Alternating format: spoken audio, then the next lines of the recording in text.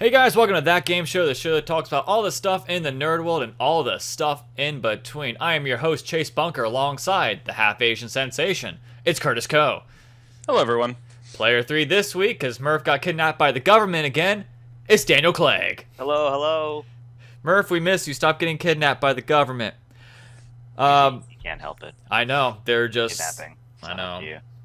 It's either them or the Illuminati. One of those two. Let me go in there. We could. We could.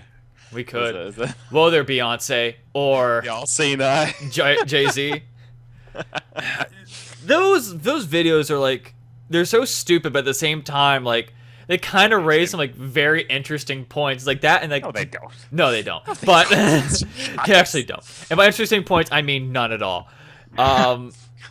It's like that, and the do you remember the lady that like thought Monster was actually created by the devil? Monster energy drink.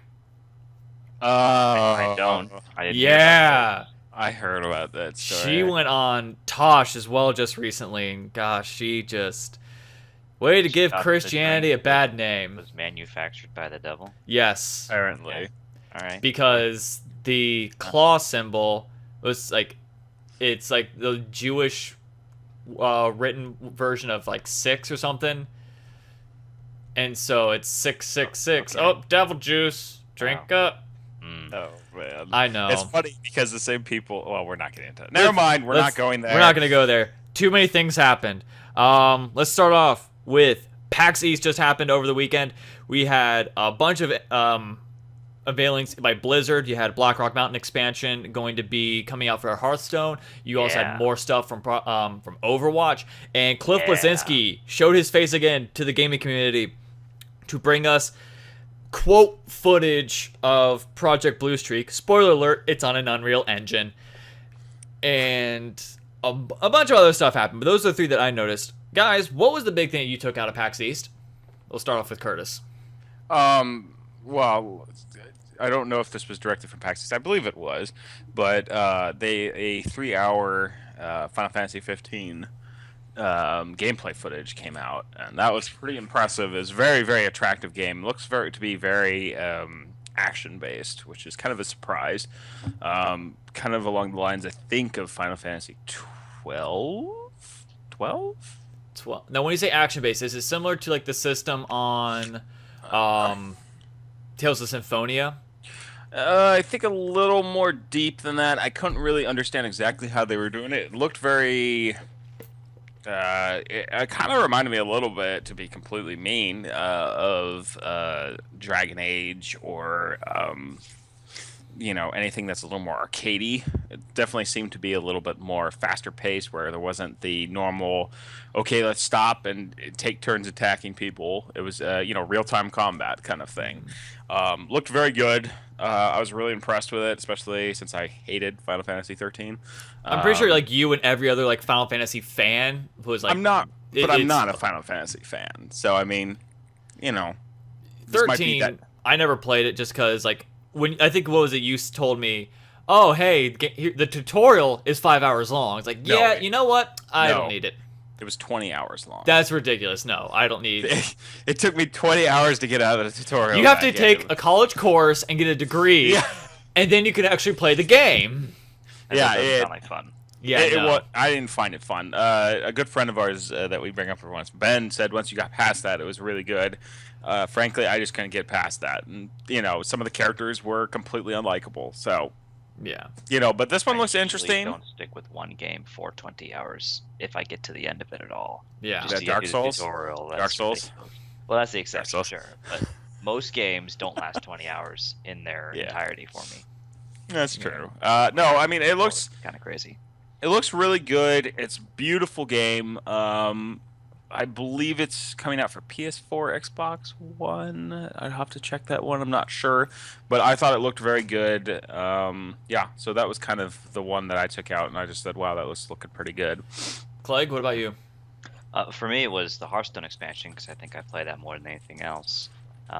31, I think, new cards, and it's a new PvE raid sort of content pack, which is pretty cool.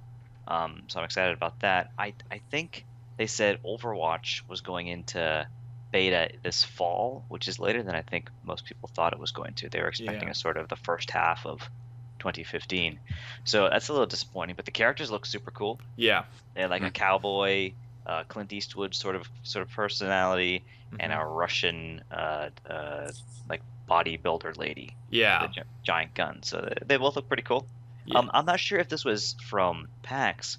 Was Valve's announcement about their VR headset and Steam Link, was that GDC or was that I PAX? think that was GDC. Yeah, I think it was GDC. But I mean, because we touched up on that last week that, hey, that happened. But I think this week they were more active in saying, hey, the Steam machines and all this stuff, it's going to be happening in November. At least the Steam machines. You can see it on Steam's store Yeah. page now. They have specs up for all their boxes and whatnot. Yeah, and I was really happy because like they had a sale and I got to finish off some of the Payday DLC. So I was happy. Yep. Well, they actually add one of the biggest concerns going into it, from what I saw from the beta players, were essentially there was not a lot of games on the Steam OS. So it's good to see that Yeah. 50, Right. 60 games got transferred onto Steam OS, which is a big deal. See, I didn't know that. I Yep. thought it was a Windows-based system, which means all of my games would just work on a Steam box. It's Yeah. not. It's Linux-based, which means the developers of every game have to make an effort to translate their Windows products onto Steam OS. So you will not be able to play everything you own out the gate, if ever. I'm curious to see if they just what I would like personally is just their controller. I don't really care about the Steam box itself, but it'd be good to get the controller at least if it works with my The computer. controller they did show at PAX, and people were saying it's good with the two trackpads instead of the two joysticks we're That's used to. so weird. I'm sorry. It is really weird. But I don't know if that works only with Steam boxes or if you can use that with the PC. I'll look for that while you keep Yeah, going. because Yeah. that seems like something that would be kind of interesting. It might be a cool market. If they guarantee it'll work with games on Steam or something. So Yeah. I don't know. I don't know Sorry. what it is like that. I'm excited for the Steam box. I think it's a great invention. I think it's about time that they did that because let's face it, like Steam with its sales could literally just take over the console market just with that. But it's that controller that I just find so weird because it's literally just like, let's paint one orange and paint one blue, and you have the two portal things just on your control pad. It's like, I kind of like a joystick. I don't know, like how do you like? I'm actually more excited about the Steam Link box than a separate Steam machine. What is a Steam Link box? Is that where you can link it's a your PC? box kind of like an Apple TV that you hook up to your TV, and it is dedicated to streaming content from your PC, your Okay. existing Okay. PC to your TV. So I want to play, Borderlands 2 or Dark Souls or whatever on the big screen, and I want no lag. You can do that right now using Steam's home sharing streaming thing, but it's a little laggy. You get like half a second to a second of delay. No good in a shooter, right? But supposedly if you use this Steam Link box that comes out in November as well, it's super low latency streaming from a high-end computer to a TV. High-end computer though. Yeah. There's your key word right there. Yeah. I think it's going to be based on your computer specs. Yeah. I think network speed. Yeah. And need a good router and all that jazz. I don't believe that it's going to be an end-all be-all system. I think that it's basically just going to be a virtual machine where you can tell it, okay, this is the machine I want you to copy. And then, the issue I have with that is I think it's still going to run into the same problem. So if you're having problems already, I don't see it's going to be a huge difference between that and the next thing. I don't know how it's going to work, but I don't either. Big question then, because that's Alienware is making the Area 51 game box, which I believe it's still pretty much like a PC, but it's still like higher end. What would you rather get? Would you rather get that high end PC like the Area 51, or would you rather get a Steam box? Now, is Area 51 specifically a gaming desktop? I'm not familiar with what Area 51. From the way that they're promoting it, it's like the new wave gaming PC, awkward case and all. It looks like a triangle. Is that Yeah. yeah. I don't know. I don't know the price. I'll Granted, I also find- don't know the price of the Steam machine. The Steam machines seem to start around 500-ish bucks, and they go up, to well over 1,000 if you want the high-end stuff. Alienware, it looks like the cheap model is around a little over 1.7K. Steam That's box. a lot. That's a lot. But it's running a high-end everything. Yeah, So I mean, that's something else you have to realize is I believe it's running 8 gigs of DDR3 if they didn't. If not it's more.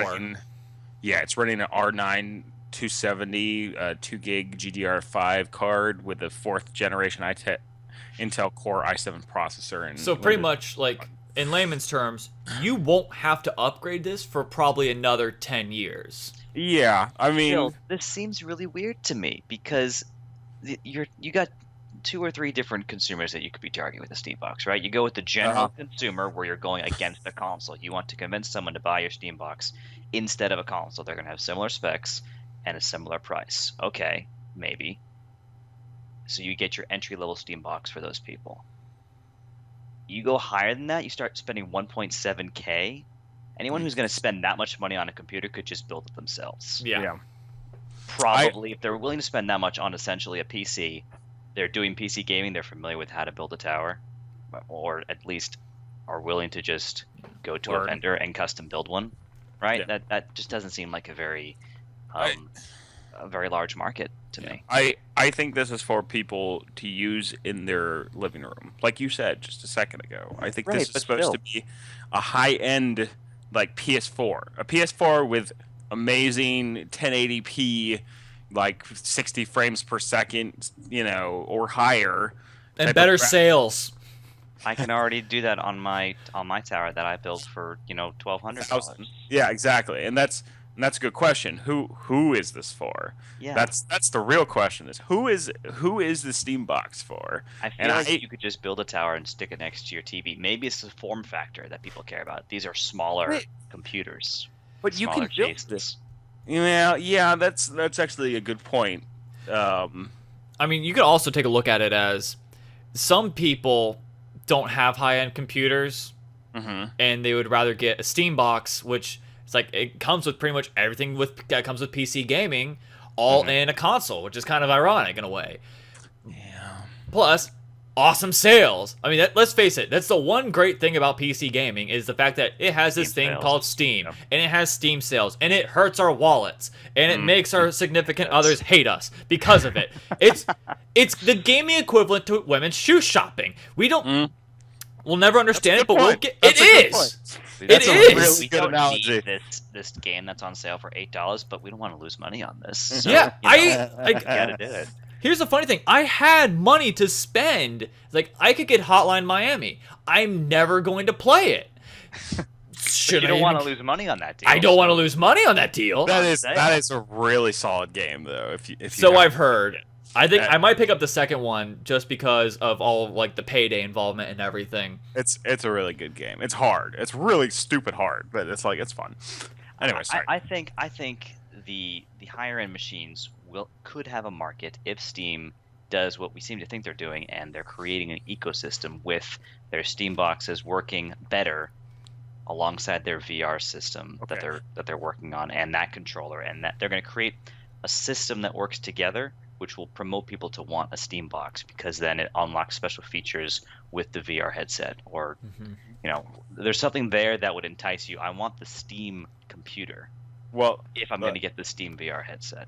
Let's take a step back. Another part of it is that it's not running on Windows. So, I mean, that's a whole nother shtick we need to talk about, is it's not running on Windows. So, I mean, what my thought is, and Gabe Newell has even come out and said it, he hates Windows. He despises it terribly. And SteamOS is kind of a way for them to say, well, we don't need your Windows environment to survive, essentially. Yeah. So, I mean, it might literally be like something else to consider is it might not be such a, Windows is actually can be a bit of a, hardware hog. So they might have just done a super like low-end, light operating system that runs on really low specs and that gives more processing power to, the actual game itself, which means, potentially you might need less specs to play a higher end game. Potentially. This is all potential. This Yeah. is all assuming the developer also wants to develop their game for 2 different systems, because let's be honest, Yeah. who's not going to develop for Windows? That is your largest install base. Yeah. That's a big problem I see. Unless everyone moves over to Steam OS. Yeah. It's Then not you gonna happen, have. though. It's not. No, it's not. Yeah. But That's just he's just saying, unless if that was the situation, then if SteamOS is that big, then you won't need to go to Windows because everything's Steam. Oh, sure. And if that were to happen, that'd be fantastic. But with Xbox and PC moving closer and closer every generation, eventually Xbox Live is just going to work on PC, they've said, with Windows 10, and not charge multiplayer, and there's going to be cross-platform support. PC is only going to get bigger. I'll Yeah. believe It's not that gonna get when I smaller. see. I'll believe them not charging for multiplayer when I see it. Yeah. Well, I'll believe everyone moves to SteamOS when I see that too. I It won't happen, gonna but happen. I'm saying like if it literally is an easier thing to develop for than Windows, why not? What's funny is like you say all this, and I remember a long time ago watching a episode of G4TV.com with Scott Rubin talking about is PC gaming dead? And this was back when like PlayStation 2 and Xbox and kind of the GameCube were just thriving, and they're like, there's nothing good for PC, and like they held, and Laura Foy just like held out this funeral and everything, and it's like, and I think back now, it's like it's far beyond dead at this point because Oh yeah, it's preferred. yeah, It's resurgence. Well, I mean, it's a resurgence. yeah. So let's go back to a point that Clegg mentioned with the VR. So I'll ask. It's a hypothetical question because we don't know what's coming out for it yet. What's the game that you would want to see and you would want to play on the Steamculus Rift? I don't know of a clever name, so I'm just mixing no, Steam with Oculus Rift. It's called Vive. They've named it. It's Oh, called Vive, and then there's That's also not a Windows one, which is pretty neat. I don't remember what the Windows one is called, but it's not for gaming. It's for HoloLens. HoloLens. Yeah. HoloLens is for Windows, which is That one's really interesting, too. augmented reality, where you can see Yep. through your glasses and just things show up on your view like a hologram. so These are the ones you wear, and it totally masks what you can see. so You the can't see the room Vive. you're in. What Yes. game would you love? Any game that's out now, what would Okay. you love to see on it? Let's start with Clegg. Oh, for me, it's not a game that currently exists. I want a totally different experience. I don't just want to be playing a shooter and I have to do this, hold my hands up and look through a heads-up display that's being shined into my eyes. I don't want it to just be a first-person game. I want it to be a totally different experience that makes me move around my room and look through a picture frame that I have in my apartment, and that's a viewport into another world or something. I want something completely different that we haven't seen yet. It's that kind of gameplay that's going to make me go, oh, this is worth investing in because I have played nothing like this before. Curtis? The first one that comes to mind is something like MechWarrior, where you're like, you put on the headset and you're basically inside the pilot cockpit, right? You Yeah. can kind of look around at your different monitors and stuff like that, and kind Like of the use your Titanfall keyboard. UI. The Titanfall UI. Yeah, kind of like that, but even more so, MechWarrior Online has a very similar UI right now. Yeah. I think they're working on Oculus Rift support as well. But like, it makes it believable because I'm kind of have my hands on a keyboard and mouse, so I'm kind of like doing what I would expect to kind of do in a mech. So to give me that kind of immersion still without breaking that. The other one I thought of immediately was Skyrim. Yeah. That one strikes me as being one where instead, because I've always been like, I hate, moving the mouse around to try to look. It's like, oh, just look over there. And so, I think I can't really explain the mechanics of what I want to see, but I'll give you a game type example. Let's say we're playing with the first big VR platformer game. Typically on a screen, it's 2D side scroller, maybe 3D like Mario Party or a Super Mario 3D World. It came out last year. Yeah. It's a 3D platformer. I want a platformer where I have to walk around my apartment and guide someone over my furniture and across the kitchen table. Yeah. And like interacting with my environment, because that's what virtual reality is all about. It's creating an environment that the game level designers have made that fits within the parameters of my living space. I almost feel like like we're going to see something like a full dive system before we see. I mean, that makes a little more sense in the context of what you're talking about than What is full dive?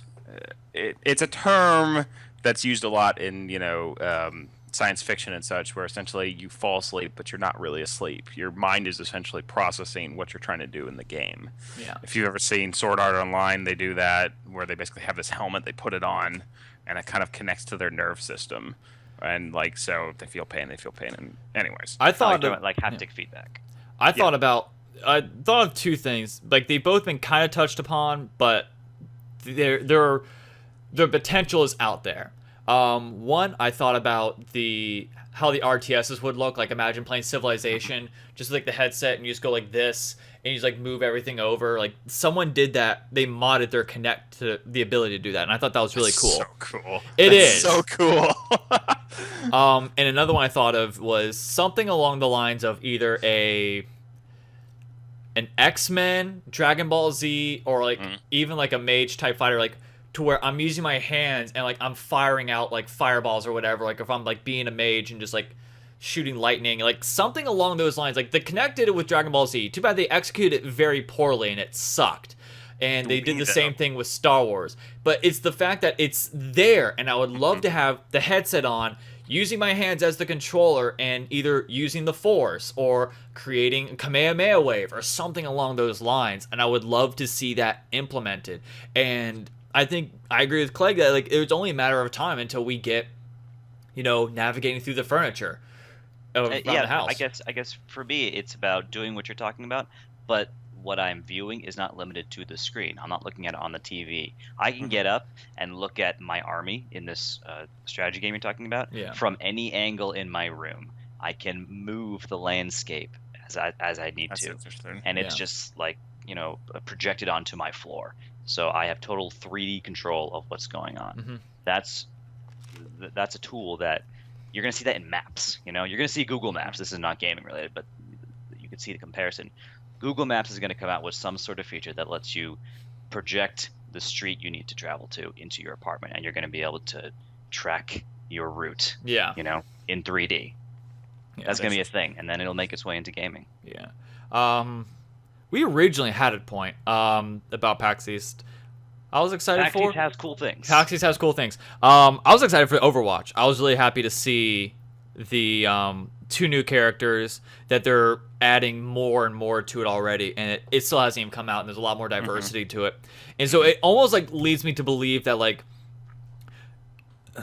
they're not going to go full Team Fortress 2 with this, but they're going to almost make it like a MOBA style shooter, and that there's going to be multiple champions. It probably won't be like 100, but it will still be like 10 to 20 champions all doing different things. And I wonder what the model is going to be for this thing. I don't know if it's been confirmed that they've said free to play, but if it's similar to a MOBA in its payment system, where there's like a free rotation of champions and you can purchase them if you want to always have them unlocked.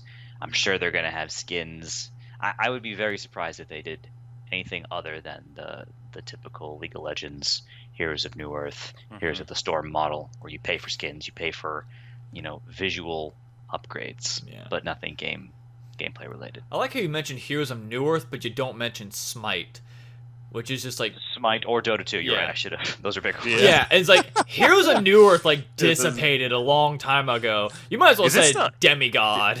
Oh my God, is it still? Did it dissipate? It dissipated. Like, oh man, do you remember Demigod? Demigod was so good. Man, was it? I don't remember. I liked very good. Demigod was great because it was a MOBA, but it had different skill trees throughout the time that you play. So every game you could have built something different. Granted, like their problem was they only made 8 champions, but they had a whole. And they're really complicated. Yeah, they were very complicated, and one was the Rook was very OP, and I loved playing him to death. Was he the tower-looking dude? Yes. Yeah. He's a really cool-looking character. He is. Like retardedly that's the only one I remember what he looks like, honestly. Yeah.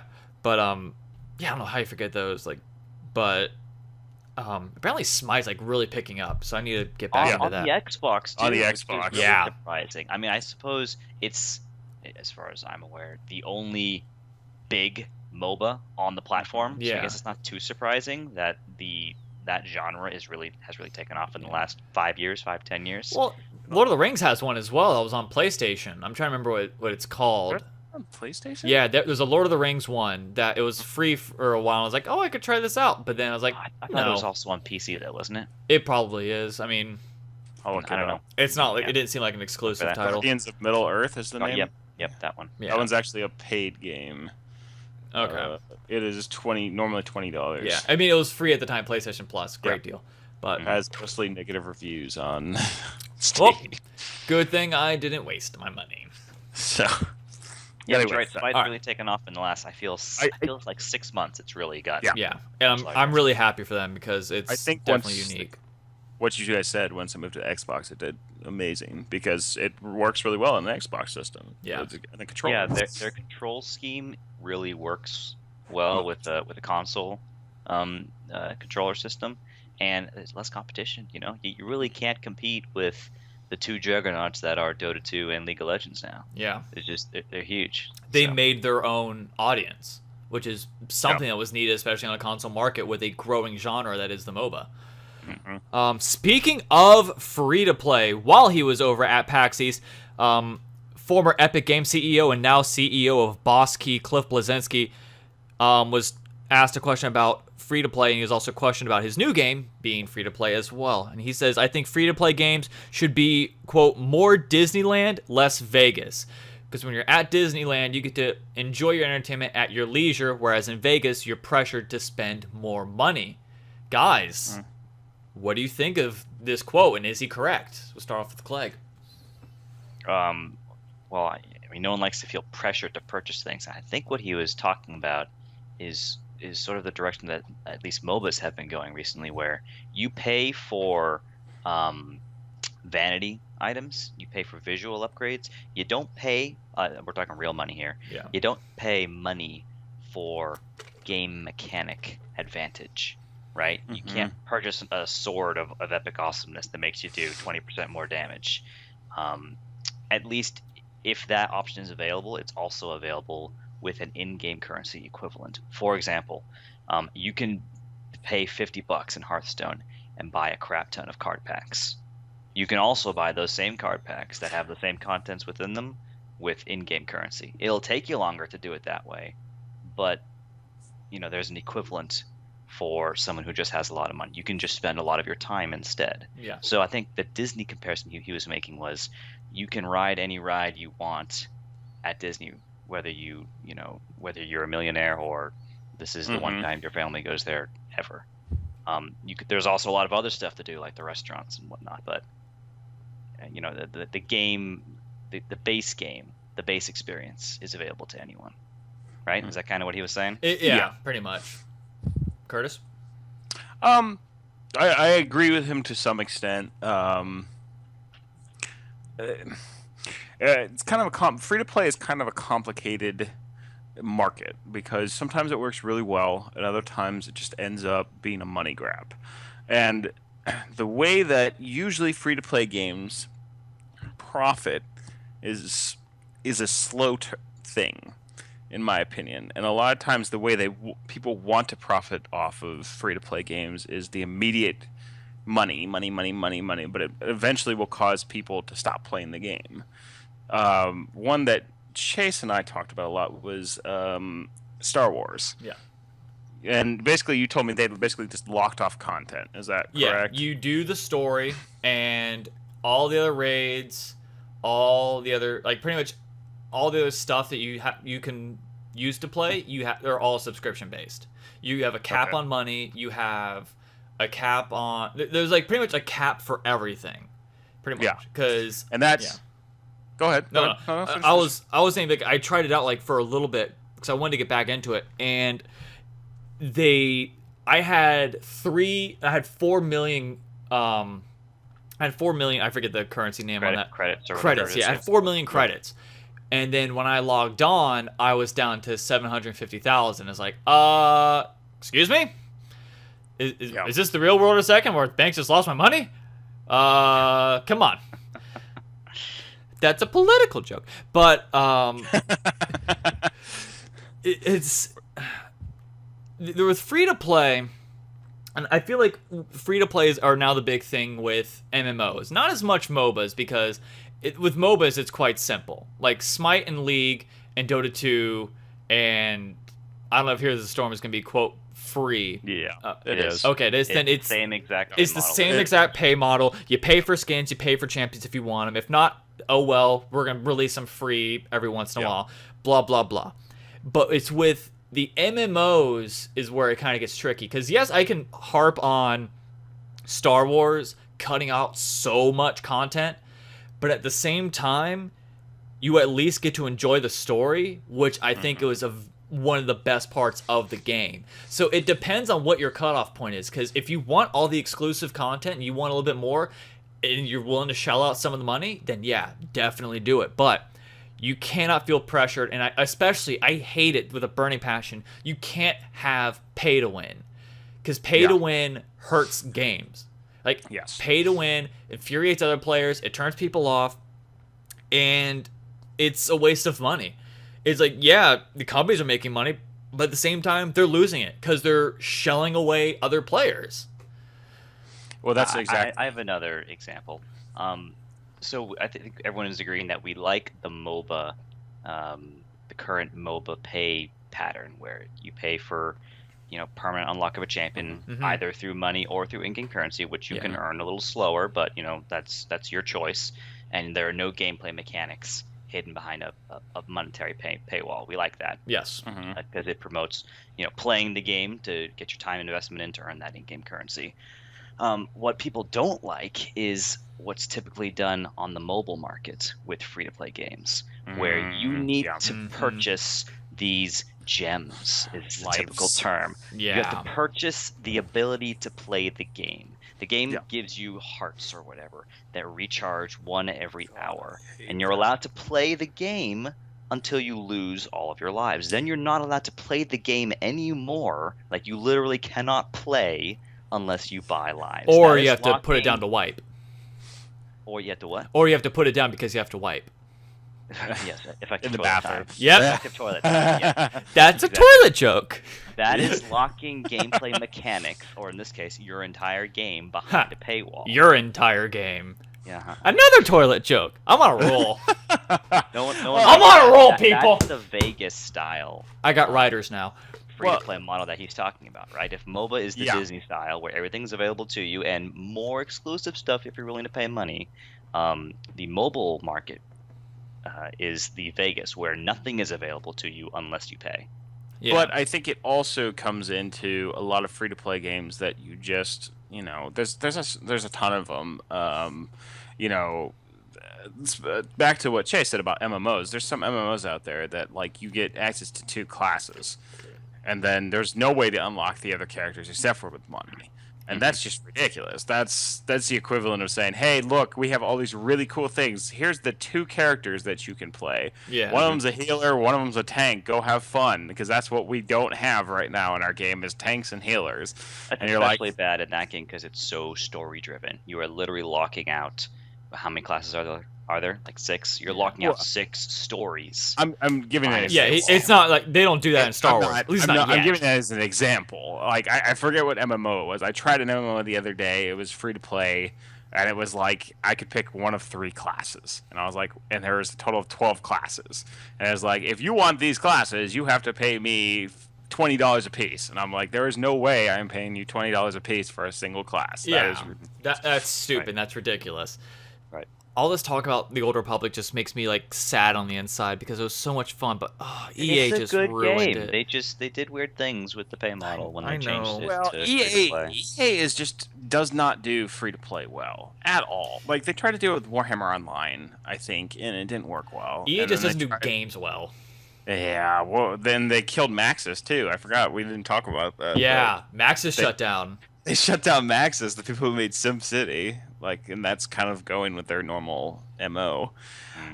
EA had such an easy job though with Star Wars, in my opinion. All you need to do is give a bunch of different lightsaber models. Yeah. How hard is that? Like, I would pay $10 for a really cool, what's the new bad guy's name? Would your lightsaber have a cross hilt? Yeah. And if it did, Yeah. would it have protective hand guards? Because that was a big thing No. like 2 months ago when that came out. No. No, it wouldn't, Wouldn't. because I am a badass. You wouldn't need one. That is true. We actually have Right. scientific proof of that. So I don't need those cross hilts. I will lose my fingers and just replace it with a robotic hand. It's fine. Right, that's right. Clay, do you not Stars. remember when Curtis was gone, he was getting those tests? It was because to prove that about scientifically Yes. proven he is. Yeah. Prove that I can do things that normal people can't, and they cannot explain it scientifically. Exactly. Okay. Science. That's a science joke. I'm gonna beat that one to death. All right. So you know what? Let's get on the topic of Star Wars because we've already talked about all of the other stuff. So let's go audible. Are you, for your lightsaber, are you a single lightsaber? Are you the cross hilt, double edge, or dual wielder? Anybody can take this. Can I add one more in there? Yes.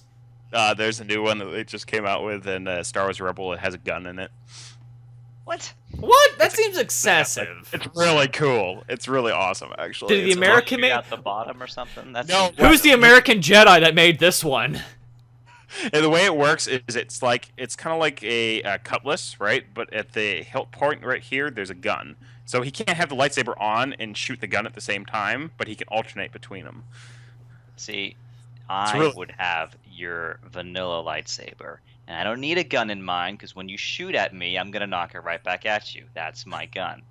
Points for Thank you Clegg. very much. I think That's how it works. when I played Old Republic, I played. I went dual wield because I love the dual. I went one red and I went one as like black as I could, and it was so awesome just seeing them just like fly and like clash with each other. I want to see. Like, granted, we haven't seen all the Star Wars models yet. I would love to see like a lightsaber scythe or something. Ooh, that would be cool. Just like Sure, that's the long thing I would pole, want. and just like see something like that, and just be like, ah, Lightsaber battle axe. That would be another cool that one. would be. I think a spear would be pretty neat. I would like to see a lightsaber spear. That's called a laser. That's pretty much what it is. Well, no, I mean like an extended blade that, or essentially that you can kind of would Yeah, kind you of. want like a quarterstaff or something. Yeah, exactly. Where like one end, sticks out a little bit more. It's basically an elongated double lightsaber, or a double-sided lightsaber. Okay. Just because I'm Asian, Just because you're Asian. Half Asian. That's true. Just Half Asian enough to want a quarterstaff. spear lightsaber. Exactly. Oh man. Well, this has been fun. Any other lightsabers you guys can think of? Lightsaber to break lightsabers. I mean, a scythe, or not scythe, like a sai lightsaber. That's not Basically bad. used to get in close and break the other person's lightsaber with the other prongs of it. We need a nunchuck, similar to Michelangelo. Don't ask me how that works, but that's what I want. Just one thing is like laser, and you're like, Yeah, exactly. That'd be great. It's like as soon as like they mess up, crap, my arm. And that's how Anakin lost the other one.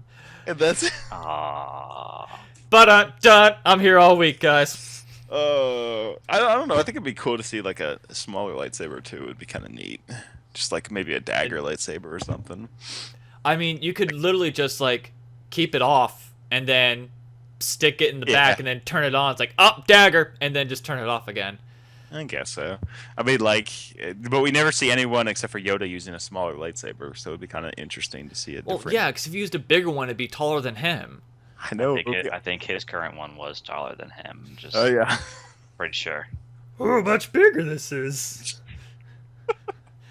I That was a horrible Yoda impression. I'm very sorry. That wasn't too bad actually. It was pretty good. I'm trying to think. Like, they had a black lightsaber, which was interesting in Clone Wars. Black is beautiful. Yeah. It was a Mandalorian lightsaber. It was interesting. Mandalorian lightsaber. I can't. It was basically used to kill Jedi. That was their whole shtick. Was they wanted a weapon that would kill Jedi, so they made this like black lightsaber that was like a samurai sword. That makes sense. How is the animated series? Both Rebels and seen it. Clone Wars are amazing. Rebels especially is actually very good. I just finished the first season, and it has a fangirl moment at the end if you watch Clone Wars. Okay. Like it's like, you know. I don't. so- I still couldn't get past the fact that like Darth Maul returns. Like he's dead. He got cleaved in half and he fell down a pit. If the half part didn't kill him, I'm pretty sure the fall did. Hey When you man, see if Boba Fett can fall into Yeah. a Sarlacc pit and come out, survive. Darth Maul can fall. That's into a pit different. and I come mean, out. you're No, talking that's- He's got the Force, man. He's Boba got- Fett and When you okay, let's also go to the fact that Luke technically fell down the same shaft, pretty much, right?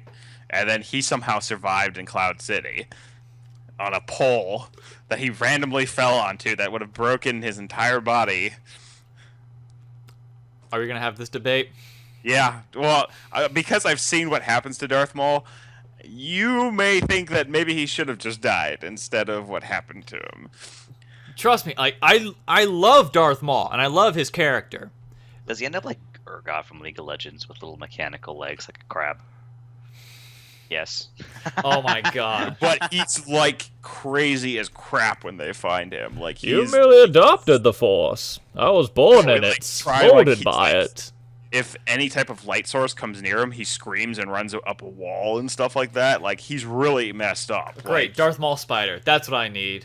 yeah, There you go, Chase. A spider It's that can use the really- Force? No, thank you. yeah, it's really creepy. Like that whole sequence is like really disturbing. Kill the planet. Hold on, Death Star. Kill this planet. As spiders, quick, kill it with fire. Spiders with the Force.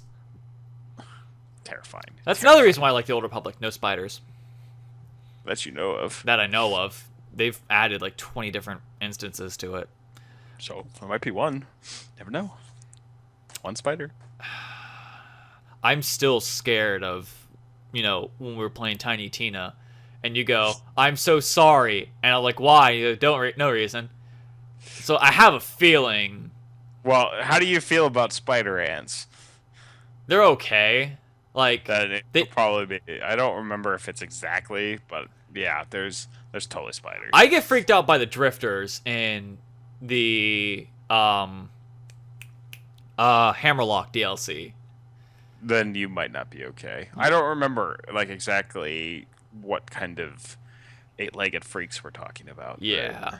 It might be closer to spider ants, or it might be because it's D&D based. It might just be straight up spiders. I don't remember Oh god. God. because nothing's D&D without a freaking spider. So Yeah. Why don't you think I don't play? That and you guys will not be prepared for what I would bring to the table. no, we will be. We'll just shut you down hard. Nope. You can't Good shut work. down this beast. That's why we'd hang up the call on. All right.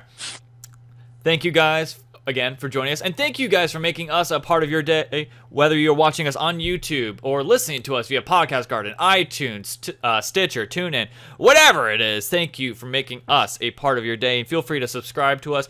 And if you're watching us on YouTube, leave a like and comment as well. What kind of lightsaber would you like to see, or what's your favorite? Also, follow us on Facebook, facebook.com/thatnewshow. You can follow me on Twitter @ChaseBunker, or you can follow this show on Twitter @that_game_show. Also, check out some of our other episodes, and hey, the Overkill pack came out for Payday 2, and I reacted to it. I made 3 videos, and I stayed up late editing it, so you should watch it. No pressure at all. Let's just say this. Part 1, glorious. Part 3, even more glorious. So, other than that, I think I actually touched up on everything. It's actually handy when you write stuff down. Who knew? Right. Also, Yeah, this that's week, good. interview with Greg Kasavan. You should definitely Ooh. watch that come up. I know. I still can't believe I somehow got that. That's super exciting. I literally, I've had time to prepare, and I've had all these questions, and it comes to writing them down, I'm like, what was I going to ask him again? Oh, no. And so, luckily, I've got, a good amount written down. So, anyway, let's wrap this show up. For Curtis Coe and Daniel Clegg, I am Chase Bunker saying have a good rest of your week, and we will talk to you next week. Ah. Bye bye.